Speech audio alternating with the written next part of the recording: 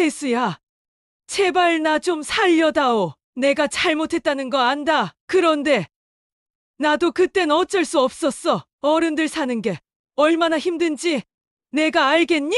힘들었다고요? 그 말이 지금 나에게 변명이 된다고 생각하세요? 어린 저를 쫓아낸 게 어쩔 수 없는 선택이었다고요? 그래, 내가 잘못했어. 하지만 너도 알잖아. 그때 내 아버지도 아무 말 못했잖니. 그 사람이 널 지키지 못한 거야. 나만 탓하지 말아줘. 아버지도 잘못했죠? 하지만 순자 씨, 당신은 내 어린 시절을 망가뜨린 장본인이에요. 당신이 날 집 밖으로 내쫓지 않았다면 내 인생이 이렇게 뒤틀리지 않았을 거예요. 이제 어른이 되었으니 알겠지 않니? 세상은 그렇게 간단하지 않다는 걸 나도 살아남으려다 보니 그랬던 거야. 어른이 되면 다 이해할 줄 알았다. 아니요, 난 이해하지 못하겠어요. 어른이라는 이유로 약한 아이를 짓밟는 건 정당화될 수 없어요. 그럼 내가 어떻게 해야 내가 만족하겠니? 이제 와서 무슨 말을 해도 소용없다는 걸 나도 알아. 하지만 이렇게까지 냉정할 필요는 없잖아. 냉정하다고요? 내가 이 자리에서 이렇게 말할 수 있게 된 게 당신 때문이에요. 제 삶을 지옥으로 만들었으면서 지금 와서 후회한다고요? 그 후회가 내 어린 시절을 돌려줄 수 있어요? 그럼 내가 원하는 게 뭔데? 내가 무릎이라도 꿇길 바라는 거니? 그럼 꿇을게. 내가 원하는 대로 하겠어. 무릎 꿇지 마세요. 그런 모습 보고 싶지도 않아요. 내가 이렇게까지 성공한 걸 보니 그때 내 행동이 너를 강하게 만든 건지도 모르겠구나. 그만하세요. 제 고통 위에 당신 잘못을 미화하지 마세요. 제가 이 자리까지 온 건 당신 때문이 아니라 당신이 없었기 때문이에요. 태수야, 그래도 우리는 가족이었잖니. 마지막으로 한 번만 날 도와줄 순 없겠니? 가족이요? 제가 가족이라 불릴 자격이 있었다면 그 말은 그때 했어야죠. 이제 그런 말은 더 이상하지 마세요. 당신과 나는 가족이 아니니까. 안녕하세요. 인생의 공감 라디오 채널입니다. 어린 시절 계모에게 쫓겨나 혼자 온갖 꾸준 일을 하면서 성공한 소년의 이야기를 소개합니다. 주인공은 어떻게 본인의 상처를 잘 다스려서 행복한 인생을 살아갈 수 있었을까요? 그 내용을 소개합니다. 사연 시작하기 전에 구독과 좋아요, 알림 설정 부탁드립니다. 전라도의 작은 시골 마을에서 농사를 짓던 태수는 어린 시절 아버지가 재혼하면서 계모 순자 씨와 함께 살게 되었지만 명절날마다 순자에게 구박을 받아야 했다. 사방이 푸른 논밭으로 둘러싸인 조용한 동네에서 태수는 어린 시절을 보냈다. 어머니를 여의고 몇 년 후 아버지는 마을에서 일꾼으로 일하던 순자와 재혼했다. 순자는 처음에는 태수에게 친절한 척했지만 시간이 지나면서 본성을 드러냈다. 특히 명절날만 되면 그 구박은 더욱 심해졌다. 설날 아침이면 집안은 전통 음식 냄새로 가득 찼지만 태수는 그 냄새를 즐길 여유가 없었다. 순자는 내가 이 집에 있는 것만으로도 불편하다. 며 일찍 일어나 남들보다 더 많은 일을 시켰다. 태수가 송편을 만들겠다고 하면 너 같은 손 대면 다 망한다. 며 쌀가루 대신 마당을 쓸라 했다. 순자는 명절 손님이 올 때마다 태수를 일부러 소외시키며 쟤는 어릴 때부터 제멋대로라 말도 안 듣는다고 험담하기 일쑤였다. 가장 견디기 힘들었던 건 아버지의 무관심이었다. 순자가 잔소리와 구박으로 태수를 몰아세울 때도 아버지는 술 한 잔에만 몰두하며 모른 척했다. 내가 잘해야 순자가 너를 좋아하지 않겠냐? 라는 말로 태수의 마음을 더 깊이 다치게 했다. 그럴 때마다 태수는 억울함과 분노로 가슴이 터질 듯 했지만 어린 그는 어떻게 할 도리가 없었다. 이렇듯 매해 명절은 태수에게 가족의 따뜻함이 아니라 더 깊은 외로움과 상처를 주는 시간이 되어갔다. 집안 어디에서도 자신이 설 자리를 찾을 수 없었던 태수는 명절이 다가올수록 속으로 한숨을 내쉬며 언제쯤 이 지옥 같은 시간이 끝날까? 라고 생각하곤 했다. 설날 아침, 마을은 연기가 피어오르는 굴뚝들과 웃음소리로 가득했다. 하지만 태수의 집에서는 다른 분위기가 감돌았다. 순자는 태수를 부엌으로 불러냈고 차갑고 날카로운 목소리로 말했다. 오늘 손님들이 많이 오실 거야. 너는 마당부터 깨끗이 쓸고 청소까지 해놔.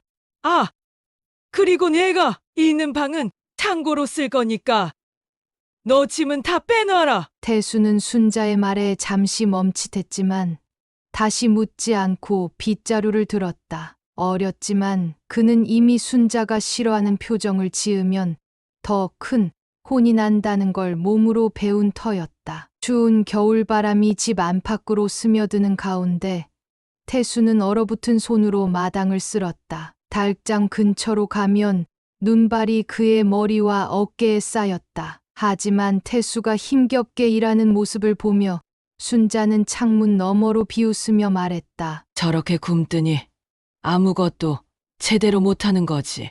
쓸모도 없는 녀석. 집 안에선 음식 준비를 돕는 가족들의 웃음소리가 들렸지만 태수는 그 따뜻한 풍경에 끼어들 수 없었다. 더 참을 수 없었던 건 그날 점심 무렵이었다. 손님들이 도착하자 순자는 태수를 부엌으로 데려와 그를 가리키며 큰 소리로 말했다. 얘가 우리 집에 얹혀 사는 애예요. 부모도 제대로 못 키워서 우리 손에 들어온 거죠.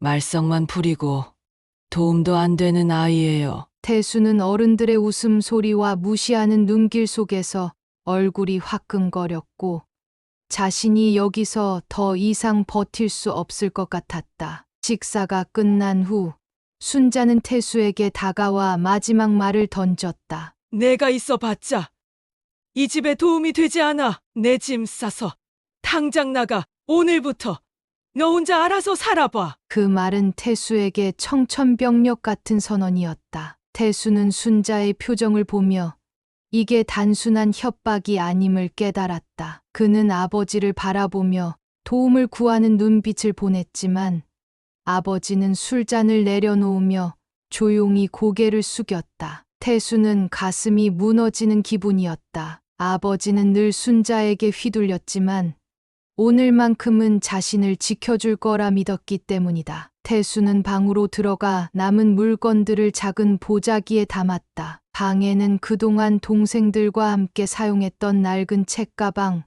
군데군데 뜯어진 외투, 그리고 어머니가 돌아가시기 전 남겨주신 사진이 전부였다. 방을 나서며 태수는 마지막으로 집 안을 둘러봤다. 자신이 아버지와 함께 했던 기억, 어머니가 요리하던 모습, 어린 시절 뛰놀던 마당, 그것들이 이제 영원히 뒤로할 기억이 될 것 같았다. 문 밖으로 나온 태수는 추운 겨울바람을 온몸으로 느끼며 발을 떼기 시작했다. 가는 길에 눈발이 점점 굵어졌지만 그의 마음속에는 그보다 더 차가운 고독과 배신감이 휘몰아쳤다. 그가 향할 곳은 없었지만 집 안에서 느끼는 무력감보다는 밖에서 혼자가 되는 것이 더 나을 것 같았다. 그 순간 태수는 마음속으로 다짐했다. 언젠가 이 집에 돌아오겠지만 그때는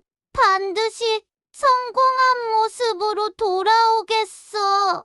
태수는 순자에게 쫓겨난 날, 갈 곳이 없어 마을 끝자락에 사는 먼 친척집으로 걸음을 옮겼다. 온몸을 감싼 보자기는 바람을 막기에는 역부족이었고 발은 눈 속에 파묻힐 때마다 한 걸음씩 더 무거워졌다. 손끝이 시려웠지만 태수의 가슴은 더 깊은 고통으로 저릿했다. 그는 문득 뒤를 돌아보았다. 집에서 뿜어져 나오는 연기와 명절 손님들의 웃음소리가 아득히 들려왔다. 저기는 내 자리가 아니야. 스스로를 다독이며 발길을 재촉했지만 눈물이 앞을 가렸다. 친척집에 도착했을 때 그곳의 어른들은 태수를 반기기는커녕 난감한 표정을 지었다. 태수야, 여기까지 왜 왔니? 라는 말 속에는 걱정보다는 부담이 담겨 있었다. 태수는 그들이 긴 한숨을 내쉬며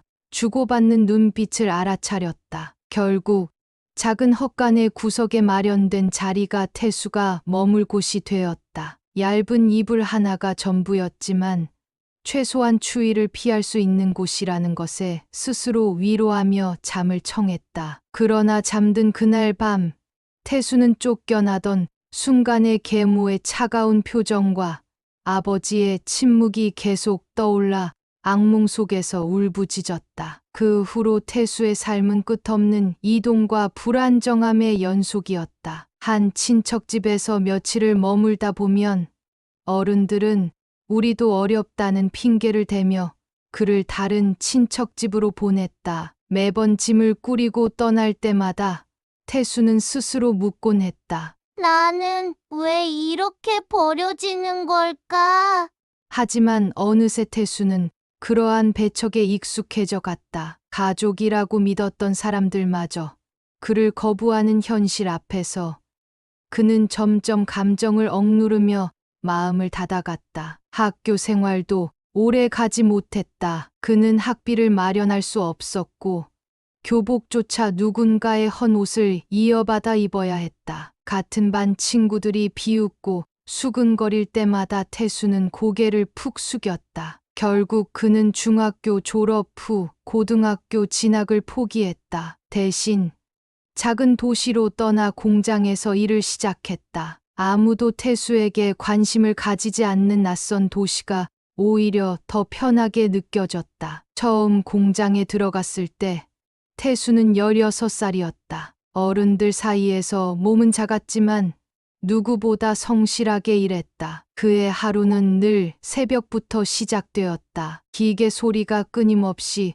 울려 퍼지는 공장 안에서 태수는 기름 묻은 손으로 부품을 조립하며 하루를 보냈다. 저녁이 되면 온몸이 녹초가 되었지만 월급 봉투를 손에 쥘 때마다 그는 이를 악물었다. 내가 여기서 멈출 수는 없어. 성공해서 돌아가면 나를 무시했던 사람들 모두 후회하게 될 거야. 그는 더 나은 삶을 꿈꾸며 잠들기 전 매일같이 다짐했다. 태수는 자신이 세상에서 믿을 수 있는 사람은 자신밖에 없다는 걸 어린 나이에 깨달았다. 힘든 노동과 열악한 환경 속에서도 그는 자신을 밀어붙였다. 밤에는 공장에서 나오는 폐지를 주워 팔기도 했고 주말에는 시장에서 자비를 도맡아 했다. 남들보다 2배로 노력해야 했던 삶이었지만 그 시간 동안 태수는 더 단단해졌다. 언젠가 자신이 세운 목표를 이룰 것이라는 확신이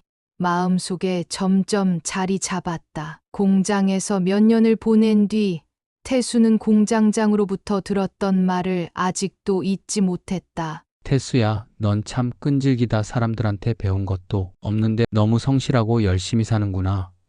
그 말은 태수의 가슴에 묘한 감정을 남겼다. 인정받는다는 느낌이 처음이었기 때문이다. 하지만 그 순간에도 태수는 속으로 다짐했다. 끈질기다는 말로는 부족해. 난 이 세상에서 반드시 성공해내고 말 거야. 그리고 그들에게 내가 누군지 보여줄 거야. 어린 시절 쫓겨나야 했던 아픔은 태수의 삶을 지탱하는 원동력이 되었다. 언젠가 돌아가야 할 그 집을 떠올리며 태수는 더 단단히 마음을 먹었다. 그때 내가 당했던 그 수모와 고통을 반드시 갚아줄 거야. 태수는 공장에서 일하며 청춘의 대부분을 기계 소음과 기름 냄새 속에서 보냈다. 하루하루가 고되고 외로웠지만 그는 밤마다 자신만의 작은 목표를 세우며 스스로를 다독였다. 처음에는 그저 더 나은 옷을 사기 위해, 그리고 조금 더 나은 방에서 살기 위해 돈을 모았다. 그러나 시간이 지날수록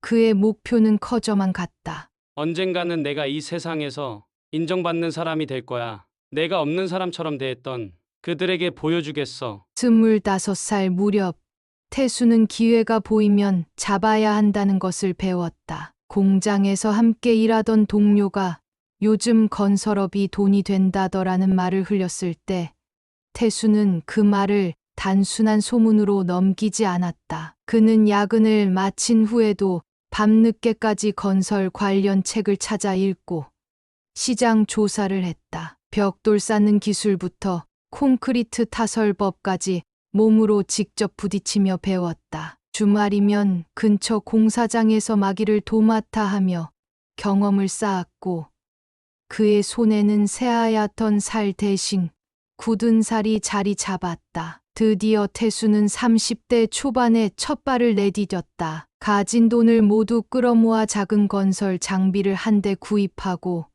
소규모 하청 공사를 따내며 자신의 이름을 알리기 시작했다. 초반은 쉽지 않았다. 아무도 무명 청년에게 큰 프로젝트를 맡기지 않았고 공사 현장에서 그는 사장이 아니라 여전히 막일꾼처럼 보였다. 하지만 태수는 어떤 현장이든 묵묵히 최고의 결과를 내며 사람들의 신뢰를 얻어갔다. 시간이 지나며 그의 회사는 점점 성장했다. 태수 건설이라는 이름은 점차 지역에서 신뢰할 수 있는 이름으로 자리 잡았고 그의 성실함과 꼼꼼함은 사업의 성공 비결이 되었다. 작은 주택 공사에서 시작했던 그의 회사는 점점 더 큰 프로젝트를 맡게 되었고 도로 확장 공사나 상가, 개발 같은 굵직한 사업까지 맡게 되었다. 태수는 현장에서 직접 일을 지휘하면서도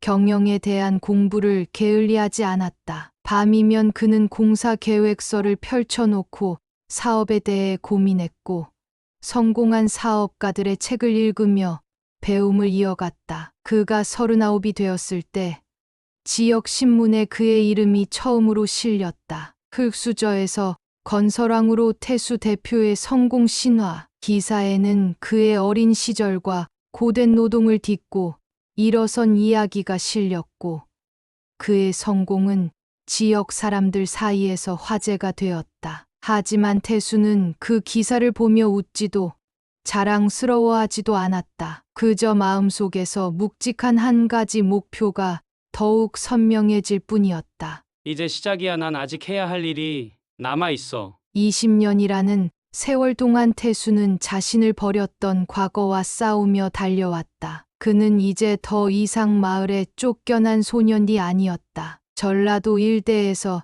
이름난 성공한 기업가였고 그의 이름은 신뢰와 성실의 상징이 되었다. 하지만 그의 마음속 깊은 곳에는 여전히 어린 시절의 상처가 자리 잡고 있었다. 그 상처는 더 이상 그를 약하게 만들지 않았다. 오히려 그의 결심을 단단히 다지게 만들었다. 그러던 어느 날 태수는 고향 마을에서 한 통의 전화를 받았다. 태수야, 내가 어릴 때 살던 그 집이 경매에 나왔다더라. 그 말에 태수의 머릿속에 잊고 싶었던 장면들이 떠올랐다. 눈보라 속에서 짐을 싸들고 쫓겨나던 그날, 얼어붙은 발로 눈길을 걷던 어린 자신. 그는 서서히 미소를 지었다. 이제 내가 돌아갈 때가 된 건가? 태수는 더 이상 어린 소년이 아니었다. 이제 그는 그 집을 쫓겨나던 사람이 아니라 그 집을 소유할 수 있는 사람이 되었다. 그의 마음속에는 복수와 과거를 정리할 시간이 다가왔다는 묘한 흥분과 긴장감이 교차했다. 그 집으로 돌아가자. 그리고 모든 걸 정리하자. 태수는 굳게 다짐하며 자신의 과거와 마주할 준비를 하기 시작했다. 태수가 고향 마을에서 받은 전화는 그의 마음 깊은 곳에 묻어두었던 상처를 다시 꺼내놓았다. 그 집이 경매에 나왔다는 건 순자도 이제 더는 버티지 못한다는 뜻이겠지. 태수는 어린 시절 내쫓기던 순간의 추위를 떠올리며 어딘가 씁쓸한 미소를 지었다. 자신의 이름으로 집을 사들인 날, 그는 긴 세월 동안의 복수 계획이 결실을 맺는 순간이라고 느꼈다. 이제 내 차례야. 그는 어린 시절에 자신을 억눌렀던 사람들에게 다시는 무시당하지 않겠다는 다짐을 되새겼다. 얼마 후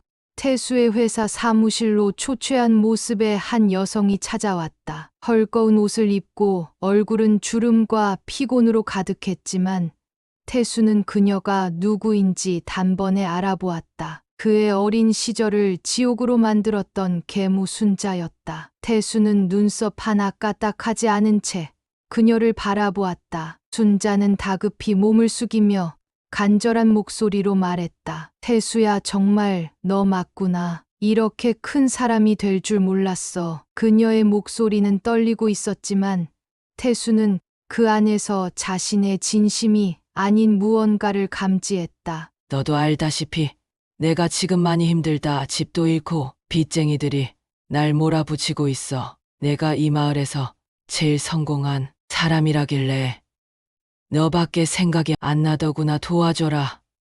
태수야, 내가 도와줄 수 있잖아. 그녀의 말이 이어지는 동안 태수는 묵묵히 앉아 있었다. 순자의 모습은 눈에 띄게 초라했고 젊은 시절의 그 날카롭고 냉정했던 태도는 어디에도 없었다. 하지만 태수의 마음 깊은 곳에는 오래된 상처가 남아 있었다. 이 여자는 내가 어려운 상황일 때 어린 날 쫓아냈고 오히려 내 삶을 망치려고 했던 사람이야. 그는 스스로에게 그렇게 되뇌며 마음을 다잡았다. 순자 씨! 태수가 차갑게 입을 열었다. 순자는 그의 차가운 목소리에 움찔했다. 제발 좀 도와줘. 내 아버지와 내가 살던 시절을 생각해서라도. 그녀는 눈물까지 보이며 애원했지만 태수의 표정은 요동치지 않았다. 오히려 그는 천천히 몸을 앞으로 숙이며 그녀를 향해 물었다. 내 어린 시절을 기억하십니까? 그 짧은 한마디는 순자를 마치 얼음처럼 굳게 만들었다. 그녀는 대답하지 못하고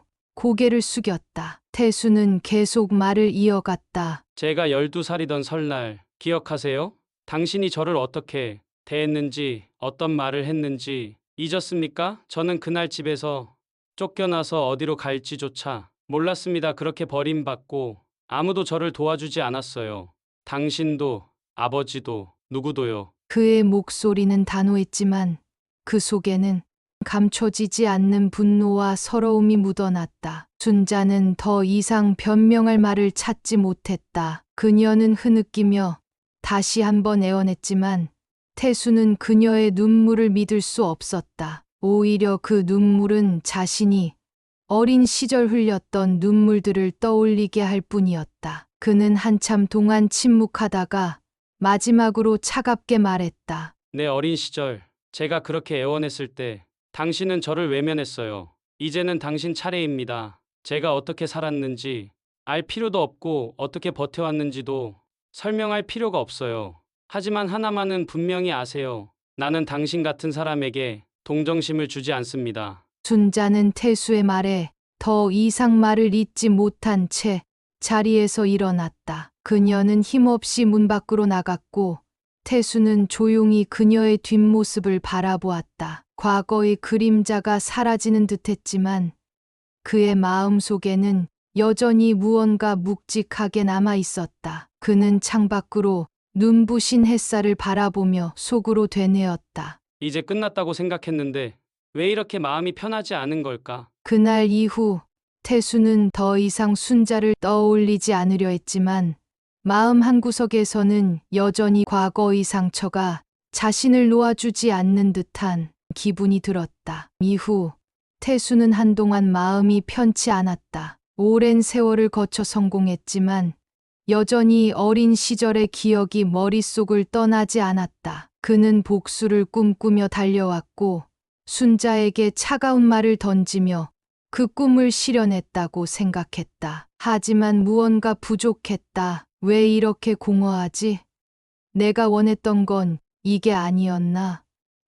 그는 스스로에게 묻고 또 물었다. 며칠 뒤 태수는 순자가 살고 있던 그 집을 보러 갔다. 어린 시절 자신의 모든 기억이 담긴 곳이었다. 마당 한쪽의 감나무는 여전히 자리를 지키고 있었고 벽돌로 지어진 오래된 집은 시간의 흔적을 고스란히 간직하고 있었다. 낡고 퇴색한 창문 너머로 보이는 집 안은 비어 있었다. 여기가 나를 버렸던 곳이다. 하지만 지금은 내가 이 집을 소유했다. 그는 생각했다. 이 집을 경매로 사들인 것은 단순히 소유의 문제가 아니었다. 어린 자신이 느꼈던 수모와 고통을 그대로 되돌려주고 싶었던 마음에서였다. 며칠 뒤 태수는 순자를 다시 만나기로 했다. 순자는 여전히 힘겨운 모습이었다. 그의 호출에 응한 이유는 단 한 가지. 이제 마지막 희망마저 잃고 싶지 않았기 때문이었다. 그 집에서 쫓겨나고 싶지 않다는 마음이 그녀를 움직였다. 그날 태수는 순자와 마주 앉았다. 둘 사이에 긴 침묵이 흘렀다. 차가운 공기가 방 안에 감돌았다. 순자가 먼저 입을 열었다. 태수야, 내가 많이 잘못했다. 그땐 내가 젊었고 어리석었다. 하지만 지금은 내가 너무 늙고 힘이 없다. 이 집이라도 잃으면 난 어디로 가야 할지 모르겠구나. 그녀의 말에는 간절함과 후회가 묻어 있었지만 태수는 그녀의 말을 끝까지 듣지 않았다. 순자 씨, 태수가 낮고 단단한 목소리로 말했다. 이 집은 이제 제 것입니다. 제가 어린 시절 쫓겨났던 그날을 기억합니까? 저는 아무것도 가진 게 없었고 아무도 제 편이 아니었어요. 그런데 이제 상황이 바뀌었네요. 이제는 제가 이 집의 주인이고 당신은 더 이상 여기에 머물 자격이 없습니다. 순자는 아무 말도 하지 못한 채 입술을 꾹 다물고 고개를 떨구었다. 태수는 계속 말을 이어갔다. 당신이 나에게 했던 것처럼 이제 당신도 이 집에서 나가세요. 이 집에 더 이상 머물 곳은 없습니다. 그 말은 마치 순자를 향해 꽂힌 칼과 같았다. 그녀는 한동안 멍한 표정으로 태수를 바라보다가 천천히 자리에서 일어났다. 알겠다. 태수야, 내가 잘못했구나. 내가 자초한 일이다. 그녀는 힘겹게 문을 나섰다. 그 모습은 마치 세상의 모든 것을 잃은 사람처럼 보였다. 순자가 떠난 뒤 태수는 집 안을 둘러보았다. 어린 시절 자신이 머물던 방, 마당에서 놀던 곳, 그리고 순자가 차갑게 외면하던 부엌까지 모든 것이 그대로였지만 이제 그 안에 깃들어 있던 기억은 더 이상 그를 아프게 하지 않았다. 그는 깊은 한숨을 내쉬며 속으로 말했다. 끝났다. 이제 정말 끝난 거다. 하지만 그 순간에도 태수는 마음 한구석에 남아있는 알 수 없는 공허함을 느꼈다. 그는 창밖을 바라보며 생각했다. 복수를 했으니 이제 모든 게 정리된 줄 알았는데 왜 마음이 이렇게 무거운 걸까? 정말 내가 원했던 게 이것이었나? 그날 밤 태수는 오랜만에 깊은 생각에 잠겼다. 복수는 분명 달콤했지만 그 복수가 그에게 남긴 것은 공허함뿐이었다. 하지만 밤이 깊어지면 태수는 여전히 속이 쓰리고 눈물이 흐르며 복수로는 채워지지 않는 어린 시절의 상처를 느끼곤 했다. 그날 밤 태수는 혼자 사무실에 앉아 있었다. 창밖에는 비가 내리고 있었고 어둠 속에서 가로등 불빛이 희미하게 비춰왔다. 손에는 오래된 서류 봉투 하나가 들려 있었다. 그것은 그가 순자와 아버지에게 쫓겨난 이후 친척집과 공장을 전전하며 살아왔던 기록과 성공을 이루기까지의 여정이 담긴 메모들이었다. 그는 그것을 읽을 때마다 자신이 얼마나 힘든 시간을 견뎌왔는지, 그리고 어떻게 복수의 불씨로 스스로를 지탱해왔는지를 다시 떠올리곤 했다. 그런데 오늘은 달랐다. 종이를 들고 있는 손이 떨렸다. 이제 끝난 거잖아. 모든 걸 잃었고 복수도 했어. 그런데 왜 이게 끝난 기분이 들지 않는 걸까? 그는 눈을 감고 깊은 한숨을 내쉬었다. 머릿속에는 그날 순자가 떠나며 남겼던 초라한 모습이 떠올랐다. 차갑게 외면하고 등을 돌렸던 자신, 그 모습을 뒤로하고 문을 나서는 순자의 굽은 어깨. 어린 시절에는 그토록 꿈꾸던 장면이었지만 막상 현실이 되었을 때 그가 느낀 것은 만족감이 아닌 무거운 공허함이었다. 태수는 가만히 창문 쪽으로 걸어가 비 내리는 소리를 들었다. 어릴 적 자신이 쫓겨난 날에도 비가 내렸던 기억이 떠올랐다. 그는 그날 손에 쥐었던 보자기의 차가운 감촉, 눈밭을 걸으며 맨발로 느꼈던 얼음 같은 추위, 그리고 순자의 차가운 표정과 아버지의 침묵을 떠올렸다. 그의 가슴 한구석에서 오래된 상처가 다시 욱신거리기 시작했다. 내가 원했던 건 복수가 아니었을지도 몰라. 그는 조용히 중얼거렸다. 정말로 바랐던 건 그때 그들이 나에게 따뜻하게 대해줬더라면 어땠을까 하는 거였어. 내 어린 시절을 인정해주고 나도 가족의 일원으로 받아들여졌더라면. 태수는 그제야 깨달았다. 자신이 지난 세월 동안 이루려고 했던 복수는 결국 어린 시절에 받지 못한 사랑과 인정에 대한 갈망에서 비롯된 것이었다. 아무리 성공하고 아무리 과거의 사람들에게 복수한다 해도 그 공허한 부분은 채워지지 않는다는 사실을 그는 뼈저리게 느끼고 있었다. 그는 서랍을 열어 오래된 사진 한 장을 꺼냈다. 어머니가 살아 계셨을 때 찍은 가족 사진이었다. 사진 속에서 어머니는 어린 태수를 품에 안고 환하게 웃고 있었다. 그는 그 사진을 보며 작은 미소를 지었지만 동시에 눈가에 뜨거운 눈물이 고였다. 엄마가 계셨다면 이렇게까지 외롭진 않았을까? 그날 밤 태수는 처음으로 마음 깊은 곳에서 울음을 터뜨렸다. 억누르고 억누르며 살았던 분노와 서러움, 그리고 자신이 느꼈던 외로움이 폭발하듯 흘러나왔다. 그는 한동안 소리 없이 울며 그 모든 감정을 털어냈다. 다음 날 아침, 태수는 깊은 고민 끝에 한 가지 결정을 내렸다. 그는 순자를 찾아가기로 했다. 복수의 칼날은 거두었지만 그 상처는 그와 순자 모두의 것이었다. 이제는 과거와 화해해야 할 때다. 그렇지 않으면 나도 그도 결코 이 아픔에서 벗어날 수 없을 거야. 태수는 그 말을 스스로 되뇌며 천천히 준비를 시작했다. 그의 마음속에는 오랜 세월 동안 억눌렸던 감정의 소용돌이가 잔잔해지는 느낌이 들었다. 그는 과거를 정리하고 스스로를 치유하기 위해 새로운 걸음을 내딛기로 결심했다. 복수로는 이 빈 마음을 채울 수 없다. 진짜 필요한 건 그 상처를 받아들이고 용서하는 거야. 20년을 품어왔던 복수는 이제 그에게 더 이상 의미가 없었다. 여러분이 태수 씨라면 어떤 결정을 내리고 좀 더 나은 삶을 살아갈 수 있을까요? 여러분의 의견을 댓글로 남겨주세요. 오늘 사연은 여기까지입니다. 구독, 좋아요, 알림 설정 부탁드립니다. 영상을 만드는데 큰 힘이 됩니다. 감사합니다.